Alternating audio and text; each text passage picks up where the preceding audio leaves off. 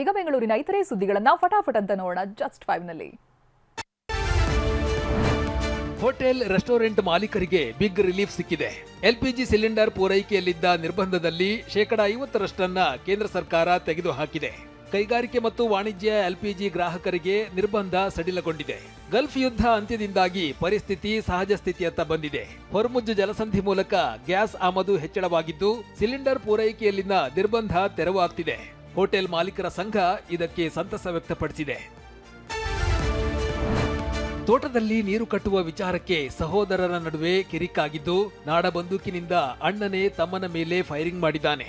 ದೇವನಹಳ್ಳಿ ತಾಲೂಕಿನ ಶೆಟ್ಟರಹಳ್ಳಿ ಗ್ರಾಮದಲ್ಲಿ ಈ ಘಟನೆ ನಡೆದಿದೆ. ನಿನ್ನೆ ಗಲಾಟೆ ಮಾಡ್ತಿದ್ದ ಚಂದ್ರಶೇಖರ್ನನ್ನ ಕುಟುಂಬದವರು ಕೂಡಿ ಹಾಕಿದ್ರು. ಈ ವೇಳೆ ಮರದ ಕೆಳಗೆ ಕೂತಿದ್ದ ತಮ್ಮ ಚೇತನ್ ಮೇಲೆ ಕಿಟಕಿ ಮೂಲಕ ಫೈರಿಂಗ್ ಮಾಡಿದ್ದಾನೆ. ಚೇತನ್ಗೆ ಖಾಸಗಿ ಆಸ್ಪತ್ರೆಯಲ್ಲಿ ಚಿಕಿತ್ಸೆ ನೀಡಲಾಗ್ತಿದೆ. ಬಸವೇಶ್ವರ ನಗರದ ಬ್ಯೂಟಿ ಪಾರ್ಲರ್ ಓಪನಿಂಗ್ ಅಂಗವಾಗಿ ಸೋಷಿಯಲ್ ಮೀಡಿಯಾದಲ್ಲಿ 2 ಉಚಿತ ಸೋಪ್ ಕೊಡುವ ಆಫರ್ ನೀಡಿದ್ರು. ಸೋಷಿಯಲ್ ಮೀಡಿಯಾದಲ್ಲಿ ಈ ಆಫರ್ ತಿಳಿದು ತುಮಕೂರು, ಮದ್ದೂರು, ಹೆಸರುಘಟ್ಟ, ಹೆಬ್ಬಾಳ ಸೇರಿದಂತೆ ಅನೇಕ ಭಾಗಗಳಿಂದ 3,000ಕ್ಕೂ ಹೆಚ್ಚು ಮಹಿಳೆಯರು ಸೋಪ್ ಪಡೆಯುವುದಕ್ಕೆ ಆಗಮಿಸಿದ್ರು. ಈ ವೇಳೆ ನೂಕುನುಗ್ಗಲು ಉಂಟಾಯಿತು. ಸೋಪ್ ಕೂಡ ಖಾಲಿಯಾಗಿ ಮಹಿಳೆಯರು ರೊಚ್ಚಿಗೆದ್ದಿದ್ರು. ಪರಿಸ್ಥಿತಿ ನಿಭಾಯಿಸುವುದಕ್ಕೆ ಪೊಲೀಸರು ಕೂಡ ಆಗಮಿಸಿದ್ರು. ನಗರದ ಅತಿ ಹಳೆಯ ಕೆರೆಗಳಲ್ಲಿ ಒಂದಾದ ಹಲಸೂರು ಕೆರೆಗೆ ಹೊಸ ಕಳೆ ಬಂದಿದೆ.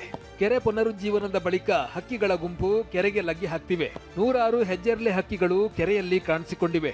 ವಾಯು ವಿಹಾರಿಗಳು ಕೂಡ ಕೆರೆಯ ಹೊಸ ರೂಪಕ್ಕೆ, ಪ್ರಶಾಂತ ವಾತಾವರಣಕ್ಕೆ ಫಿದಾ ಆಗಿದ್ದಾರೆ. ನಾಡಪ್ರಭು ಕೆಂಪೇಗೌಡ ಲೇಔಟ್ನಲ್ಲಿ ಬಿಡಿಎ ನಿರ್ಮಿಸಿರುವ 10.7 ಕಿಲೋಮೀಟರ್ ಉದ್ದದ ದಶಪಥ ರಸ್ತೆ ನಾಳೆ ಲೋಕಾರ್ಪಣೆಯಾಗಲಿದೆ. ಮಾಗಡಿ ರಸ್ತೆ ಕಡಬಗೆರೆ ಕ್ರಾಸ್ನಿಂದ ಮೈಸೂರು ರಸ್ತೆ ಚಲ್ಲಘಟ್ಟಕ್ಕೆ ಇದು ಸಂಪರ್ಕವನ್ನ ಕಲ್ಪಿಸಲಿದೆ.